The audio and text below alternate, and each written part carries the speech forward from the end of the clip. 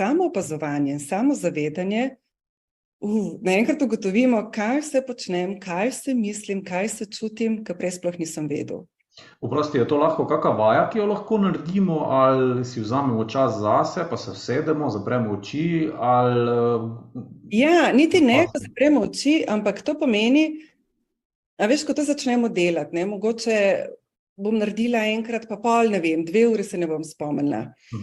Pa pol se bom spet spomnila, pa pol se bom, ne vem, čez 1 uro spomnila, ne. Se pravi, veš, enkrat, ko si rečeš, želim biti pozoren, vedno bolj si pozoren.